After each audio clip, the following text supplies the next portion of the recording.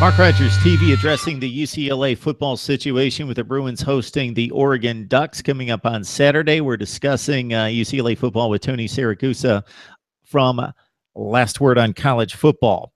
We've already started talking about Jim Mora, and since he is the focal and figure head of the program and the, of course, the top of the program here, we've already started down the recruiting trail. So you can make the analysis that you have made, a very insightful analysis about his performance there. My thoughts on Jim Mora is that he took over a pretty marginal football program and instantly gave it both credibility, and then beyond the credibility or the perception, he took major steps in improving the quality on the field, toughening the athletes, bringing organization and, again, toughness to the team. And the results showed on the field. They had a 10-3 season. They were instantly better. And I think there was an assumption by myself partially, but by many, that this was going to continue and that they would be a prime contender with Stanford and USC and the like to play for Pac-12 championships just about every year and possibly the college football playoff. And it just hasn't materialized, and they flatlined here in the last 3 seasons. And the welcome has worn out at this point. Yeah, it absolutely has. And you bring up a good point. You know, Mora was a good hire at the time. I mean, Rick Neuheisel was a disaster as a head coach. Most people who followed the program closely knew he was a wrong hire to begin with, even though he was a Bruin and they wanted to bring in the family. You look at Neuheisel's teams and at Colorado and at Washington, and they got worse year by year the longer he stayed. And that proved to be the case at UCLA as well. He was always good at being a fixer with somebody else's mess, but when it came to his own creation, it was never very good. Mora came in, and as you said, came in with some toughness and some attitude and made some instant changes. The challenge with Mora has been consistency. As you pointed out, he's kind of flatlined to even digress now over the past couple of years. It's caused him to make instant changes.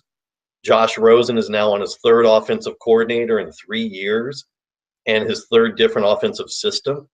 I mean, they went to a pro style last year with an offensive coordinator who'd never been a coordinator before and an offensive line that wasn't recruited to run a pro style system. It was a disaster. They brought in Jed Fish this year from Michigan, and the entire offensive coaching staff was pretty much brand new, and it has made significant improvement. UCLA, you know, Rosen's the number 3 quarterback in the country right now. The running game is marginally improved. You can see growth in it. The problem, of course, is Rosen's going to be gone after this year. No one with any sensibility thinks he's coming back for his 4th year. So what happens after this? So he changed the offense. It was a 2 to 3 year long process to get anything remotely resembling viable results. And now the defense is a disaster. So now is UCLA supposed to wait? Are the fans supposed to hang out and wait for another 2 or 3 years while he fixes the defense? The patience with Mora is wearing thin in a lot of parts of UCLA fandom.